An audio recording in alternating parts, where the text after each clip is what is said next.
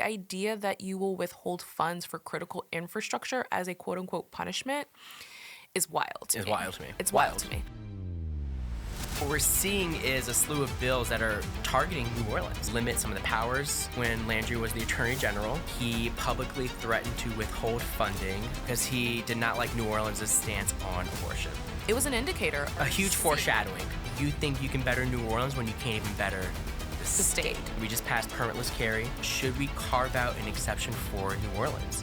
What works in downtown Natchitoches Correct. does not work in the French Quarter. You know, he gets no credit for the crime reduction. Right. You know, the things that were passed in that crime session will not be put into effect until a few months from now. So that's 2 years of crime that he gets no credit for. Hey guys, real quick, before we get into it, do us a favor and subscribe to our channel. That way you don't miss out on any of the tea. Thanks. Hey Charles. Hi, welcome back. How are you? I'm doing well. How are you? I'm doing great, thanks. We are on episode 3. How exciting is that? This is a good episode. It is, because we are going to get into something, not that we're not passionate about all of the topics we're covering, but we're going to get into something we're passionate about, which is talking about the city of New Orleans. We love Louisiana. We are Louisiana reppers for sure, but New Orleans has our heart. Correct. And we're going to talk about our current governor's administration, some of what has transpired with New Orleans so far, and maybe some of what we predict might happen as we continue to move through this Landry administration. But why do we love New Orleans? Oh, man, good question. You know, I think about this a lot, and I know it's cliche, but Katrina changed everything. Yeah. You know, when I was a junior in high school, when Katrina hit, and I had every intention of leaving and never returning. I toured all these universities, applied. Katrina hit, and those images of the city on the TV are seared into my brain. I cannot unsee it. And that really it created a paradigm shift in how I saw the world. And I was like, it was a no for me. And 100%. I really think it brought me to what I study in urban studies and sociology. And there's also a level of like defense. Yeah. Right? That this city is... Like, you can talk about my sister. You can't talk about my sister. I can, but you can't. Yeah. Same thing for the West Bank. Yeah. I can come for the West Bank because I grew up on the West Bank, but I don't want to hear it. I don't want to hear it. So, New Orleans is it's such a chaotic city. And I'm saying that not just from like someone who studies cities. It is an objectively chaotic, multifaceted city with just this aura and myth to it, right? And people from around the world come here and they're just fascinated and riveted by it. But New Orleans is and has for a very long time been a blue bubble in a very red state, which leads to the point of this episode. Right? Absolutely. There's a very long history of, and this is really true for like cities in conservative states, right? Atlanta and Georgia, or the cities in Texas and Austin, right? Yeah, we can name them. That there's always this antagonism between these liberal blue urban environments in a state that is not that, right? Right. So to an extent, what we're seeing with the new governor of Louisiana is not necessarily different from historic precedent, but it is different in some regards too, right? So we're going to talk about that. But Jeff Landry, our new governor, has made it very known that his eyes, even in the campaign, are on New Orleans. It was arguably his platform. And to give some context to the readers, New Orleans, like every city, had a huge spike in crime during the pandemic. And we're now going on 2 years of steady, consistent declines in crime. I mean, it's actually quite impressive, the declines. Absolutely. So when he ran for governor, it was a lot of tough on crime. Very overtly, I'm sending Louisiana State Troopers to New Orleans. We have to get this city under siege. Like, just, all this language of this evoking of, like, a city under chaos and stuff. Right, like, that it's almost like it's lawless here. Correct. And we got to go restore and order, right? Correct. And we know that's law and not order, the law case and order, at all, law and right? order. Like, So what we're seeing is a slew of bills that are targeting New Orleans. Yeah. Right? To limit some of the powers of like the autonomy of the city and how it operates in the state, which is called the Home Charter, which we'll talk about. The Sewerage and Water Board of New Orleans, which is complex in that it's both local government but also state. There's a bunch of players dabbling in that, right? The policing, Yes. And then also just these conversations about, the French Quarter, right? And, how the state views the French Quarter as the economic driver and how, the Super Bowl's coming. So again, he's really leaned into having New Orleans be the focus of like what he wants to be as a governor and implementing his laws. Okay. Yeah. I definitely think that, a lot of things, all roads are leading to the Super Bowl, right? Oh, yeah. So much of this is being driven by the fact that one of the biggest lights on a national stage is about to shine on the city.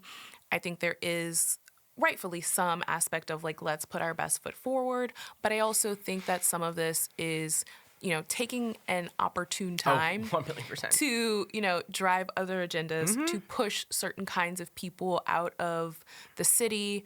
And I just wonder at what point do we reach that watershed moment where we are choking out what makes New Orleans, New Orleans, what makes New Orleans the reason why things like the Super Bowl and things like some of the largest conventions in the country want to come here.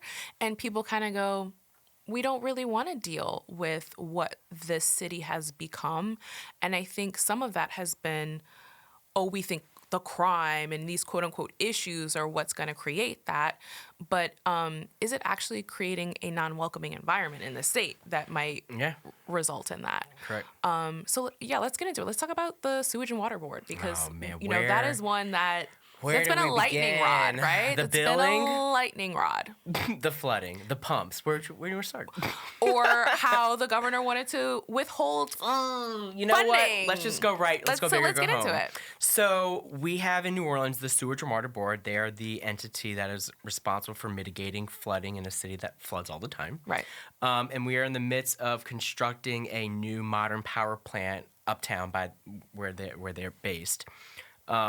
And that'll really help a lot. Yes. It's expected to be completed next year in 2025, but it needs funding, right? Yes.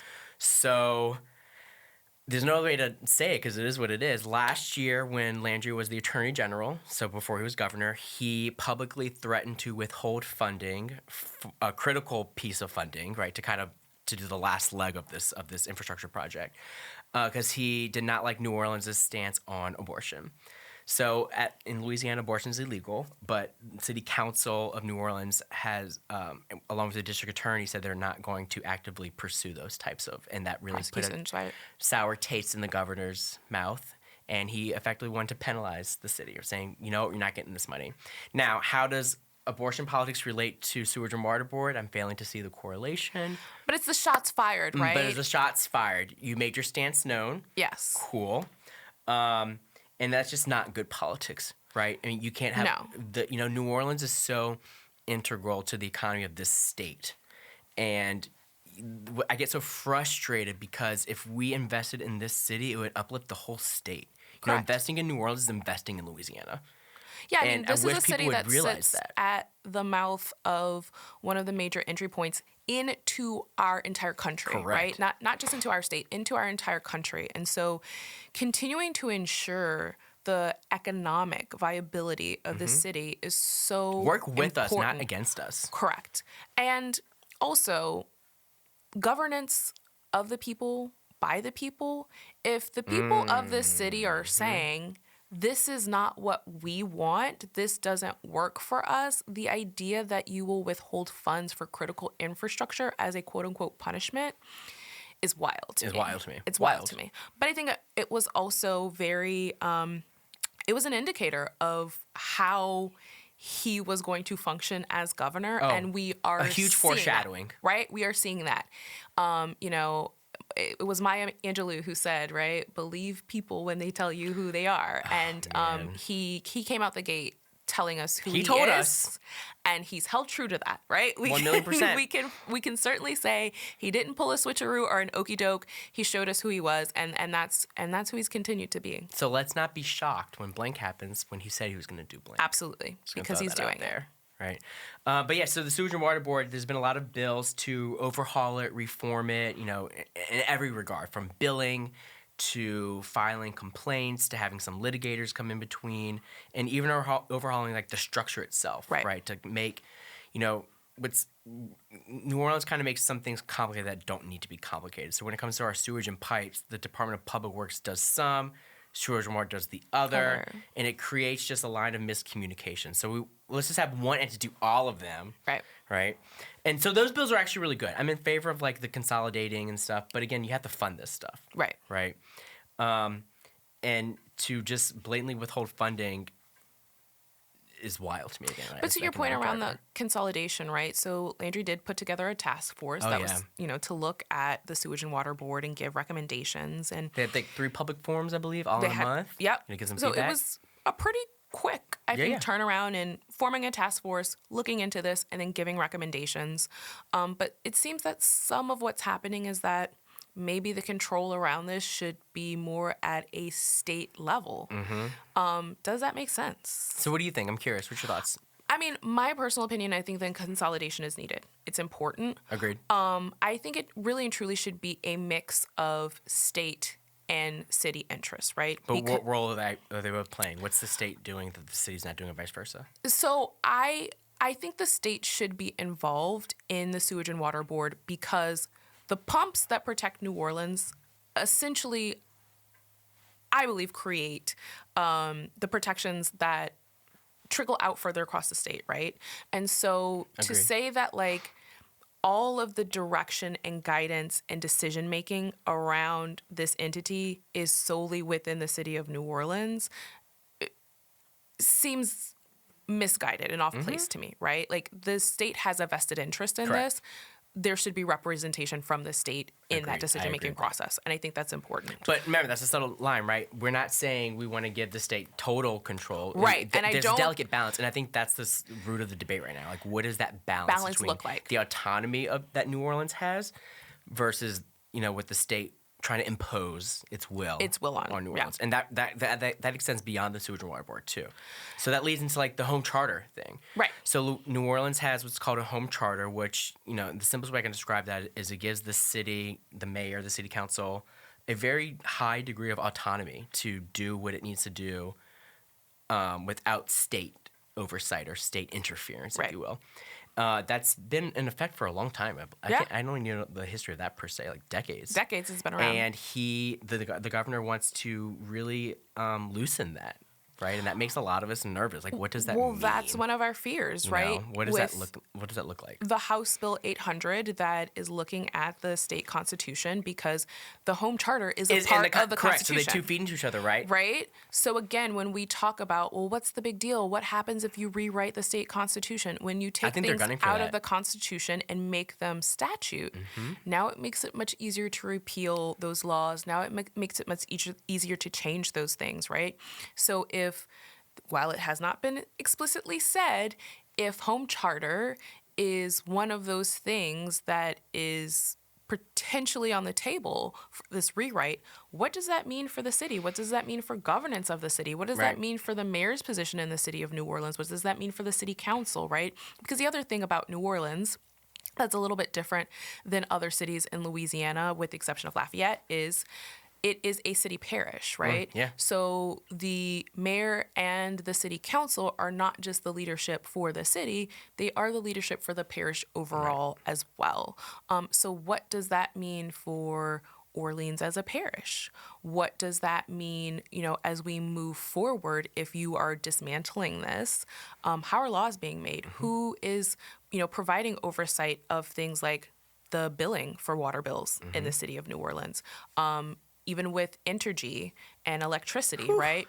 While Entergy is a private entity, their rates go through approval of the city council, right? So if city council is gone or their powers have been diminished or shift or changed, what does that mean for the actual everyday life for people living in the city of New Orleans? It's huge, it's far-reaching, and I don't think I hear enough conversation about just how critical this could be and how significant of a change it would be if something like this were to be removed. And what I think is important too for our listeners to understand is that this is both like a short-term thing and a long-term thing. Absolutely. And what I mean by short-term is you hear a lot of people saying that these bills are kind of targeted towards the mayor of New Orleans, Mayor Cantrell, and kind of the controversies that has surrounded her.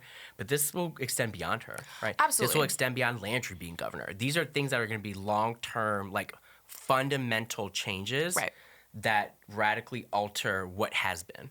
And I think that's what makes people so hesitant. And I think that's also what's really frustrating when you watch these things transpire is I think it's safe to say that maybe Mayor Cantrell is not necessarily the most popular of mayors. Yes. And so you see a lot of decisions being made, agendas being pushed that are about an individual person. Yes. And people's either displeasure or distrust or whatever it is around an individual that impacts every mayor to come after, Correct. right? So even with, while this isn't directly related to the governor, but, different changes we've seen that the city council has made with regards to the mayor's position that were in direct response to Mayor Cantrell, when we think that this isn't just about us right now, right? Our kids, our grandkids, their kids and grandkids. I mean, this is about the future of Louisiana and the future of New Orleans. How are we ensuring that we are keeping the integrity of the city? How are we ensuring that we are maintaining its independence, its ability to function and flourish? And how are we... So wait, let me interject a little bit. I knew you were going to go this route. What I think is interesting about all of this is it's that very dysfunction that the city is known for that is used from the state level to say this is why we need to step in. Right. New Orleans, y'all, we need to step in because y'all can't do it. You need us, right? Right. But there's a lot of historical reasons of why New Orleans has problems. The urbanist in me is like, there's a reason why New Orleans has certain problems that no other parish has. Absolutely. Right. In terms of, again, that, and I'm not making this stuff up. This is well documented. This antagonism between Democrat cities and Republican states. Both historically and in the present day. So we're so easily to kind of like ridicule the city without identifying the root cause of why the city is in the shape that it is in the first place. So we're misguiding people saying, no, we need to step in to fix this. Well, no, actually, y'all are also part of the problem, too. Absolutely. You're not taking ownership for the role that y'all have played over decades, right? This isn't just one governor, one mayor. This is decades of administrations, right? And I would even also add, I don't think we appreciate enough the difference between Louisiana still is overwhelmingly a rural state. Mm-hmm. The needs in our rural communities that are being like woefully unmet are still different than the needs in our urban centers, right? And so to say that as a state, you are equipped to actually support both of those interests well, I think it's completely inaccurate, right? It can't happen. You cannot do both of those things really well. And it's also, let's just, be blunt with each other. Not that we aren't, but Louisiana, you're not necessarily ranked high in any metric of anything. So I sometimes at least not any metrics you want to be ranked high. I sometimes fail to see why you think you can better New Orleans when you can't even better the state. Right. Just gonna throw that out there for the people. You just made me think of something. I think one great concrete example of that, how New Orleans is functionally different from the rest of the state is the current bills around gun legislation. Oh yeah. Right. So we just passed permitless carry. Yep. I think we're like the 25th state now to have that. But in these debates in Baton Rouge is, should we carve out an exception for New Orleans? And if we can't carve out an exception for New Orleans, at least carve out a section for like downtown, the CBD, the French Quarter. Right.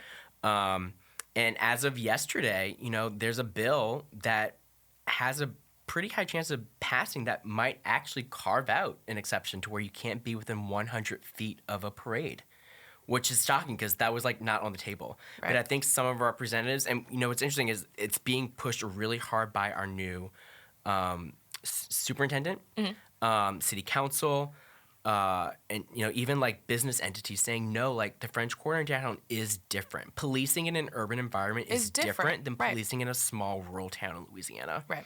But just simply by nature of the sheer amount population density. I mean, it's a city, a big city, population density, the sheer amount of events and festivals. Right. So it makes sense to have. You can't have a one size fits all approach to gun control. Correct. So I think what's powerful about the politicians who were, in the New Orleans delegation is they're not backing down. They continue saying, no, like we know it's best for our constituents. Right. You trust us. We live in New Orleans. You live in Shreveport. Like you have a far distant understanding of New Orleans. Your base of New Orleans, what you see on the nightly news. What works in downtown Natchitoches correct. does not work in the French Quarter. Right. Any city, downtown Lafayette, downtown, whatever, it doesn't matter. It's just different. We've seen precedents for this, right? Like even in New York, Times Square has been carved out as an entirely gun-free zone for that particular reason, right? This is the most trafficked portion of our city. Our downtown has parades, events.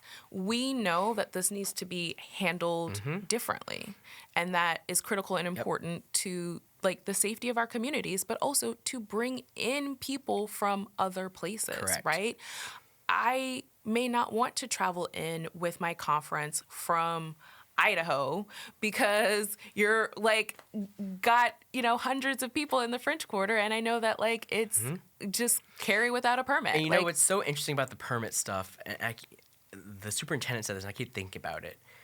During Mardi Gras, the state comes in, and there's a bunch of different, even like FBI to confiscate guns and stuff. Yeah, that can no longer be possible because of this. So it's actually it is pro law to have that carve out because it enables and gives a tool to them stop, to do that work, right, and prevent this stuff. So they're citing, oh, we got all these guns, and actually we stopped these 3 criminals, and they actually had warrants for like more egregious crimes. Right. That can no longer be possible anymore. Right. So it's like this weird contradiction between this tough on crime, law and order. Well, actually, no, this is that. Right. Right. But we just create these blanket generalizations about what it should be without actually understanding that the needs are different here. They just are. And that, I think, just drives home the need for something like the home charter that allows for So do we think they'll touch it? Self-governance.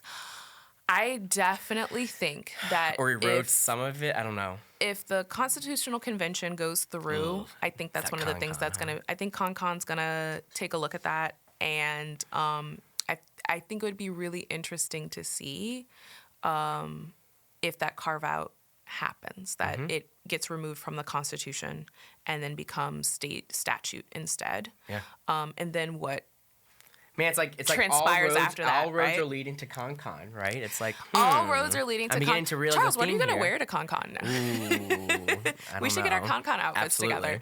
Hopefully we won't have to attend. Yeah, hopefully we don't have to attend.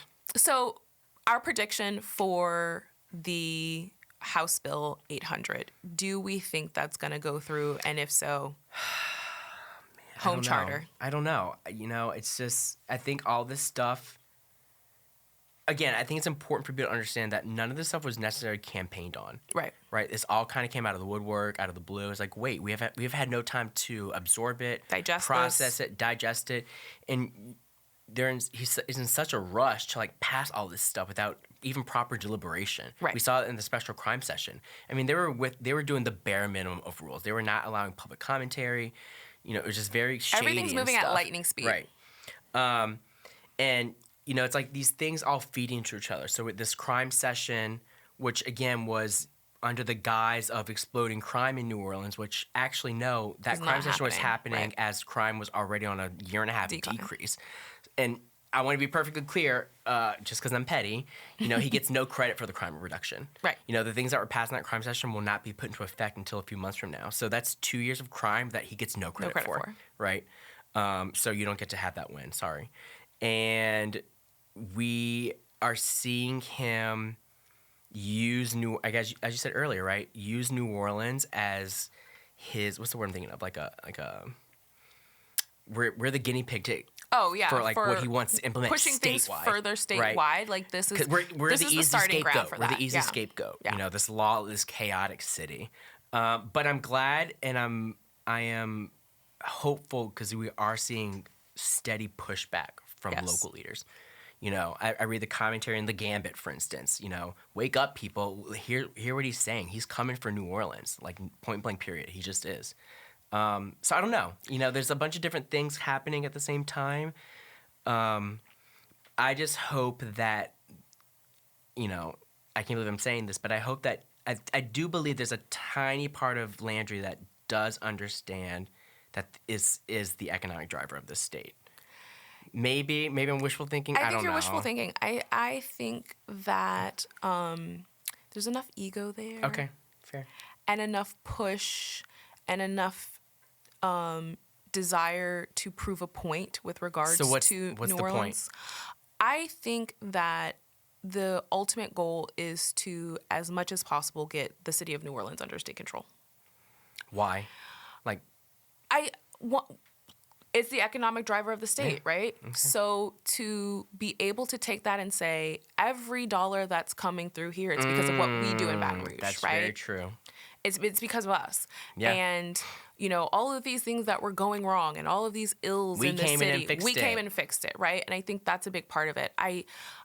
I'm not convinced that it will fully, you know, come to pass in that way. I think there will be appropriate pushback because we've already seen in some of the communities surrounding New Orleans, you know, out of Metairie and those areas, that those are some of the folks that are giving some of that pushback. Yeah. Because, you know, while we're talking about the city of New Orleans, it is a metropolitan area that is honestly mostly conservative. While the city is very blue, like the immediate surroundings, and we're talking about just over the canal from it. Across the lake. Right. Are very, they're very red. But I think they recognize that the city and changes in the city can have downstream impacts to their communities. Yeah, and you're very right. And being really concerned about, okay, well, if this flips all the way back to Baton Rouge, what does this mean for us? Right? What does this mean for our local governance? So I do think that it is a real push on his part to control the biggest economic driver in our state. What I look towards and hope for is that the, you know, legislative leadership we've elected in our communities are pushing back on him against that. Also, let us not forget that was about a year ago, maybe. Jeff Landry was on Fox News, and he said out loud, "I want to make New Orleans bend to my will." Yeah, he said it. Like he said it. This didn't sugarcoat it. So again, as you said, let's believe politicians at face value when they say they're going to do what they're going to do. He has never done anything but do exactly what he's told us he's going to do, and I think it's really clear he just wants the city of New Orleans under his thumb, right, wrong, or indifferent. That's what he wants. So agreed. And I hope for our sake that it doesn't happen and that we get pushback on that, and that, again, the folks that we have... Thank you, legislators, who are fighting the fight. Yes. I appreciate your work. Trust me that what you're doing is not unnoticed. So it's thank recognized. You. Yeah. It is recognized. So thank y'all. Shout out to y'all. Appreciate it. Yeah, so our Pelican points for this so our episode. Little brief rundown now. Man, that flew by, huh? I know. Like, time flies when you're having fun. It's just true. We're just doing our natural thing, right? Just on a podcast now. So what's our Pelican points for this episode? So definitely Jeff Landry, the governor of New Orleans. Jeff Landry, he's got his eye on New Orleans. We think there's going to be some changes with the Sewerage and Water Board. We think those bills that are coming through the legislation right now to do some consolidation there are good things. They're needed. They are good things. How this looks long term, it will be interesting to watch it play out. As we watch House Bill 800 make its way through, that's the Constitutional Convention. #ConCon. Keeping our eye on whether or not the home charter is a part of that agenda. I don't even know if we'll get to the point of really understanding all of the things that he wants changed in the Constitution, because I don't think this will make it beyond the House. I think this will... The Senate will slow it down, The Senate will slow this down, and we'll probably be next year maybe talking about what's going to happen to the Constitution if that even resurrects itself. So that's what I'm thinking, and as I said, you know, Jeff Landry's eye is definitely on the city of New Orleans. It is going to be very interesting to watch over the course of his tenure what happens, what powers they are able to draw from city level up to the state level, and what that means not just for the city overall, but for the metropolitan area and for the state as a whole. Well, keep watching. We Again, what's the thing that we keep telling people? His eye is on New Orleans, but our eye is on him. Yeah. Oh, I like that. That's a good way to put it. Yeah, and you got to keep following the news, y'all. I know it's hard. I know there's a lot out there, but this impacts us. Every day, yeah. All the time. We will definitely, in our show notes, put those links to the articles we're following, put those resources. So that cite your resources. We will cite our Professor resources. said cite your resources. Thank you, Professor Miller. Yes, thank you, Etosha. All right, well, great episode. Until next time. Until this next time. was good. Cool, let's keep going. Let's do it. Thank you for tuning in to this week's episode of Pelican Briefs. If you haven't already, go ahead and hit that subscribe button. If you are loving the show, you can help us keep the conversation going by supporting us on Patreon. Your contribution on Patreon ensures we can continue producing quality content you love. Click the link in the description to become a patron today. Until next time, this is Pelican Briefs.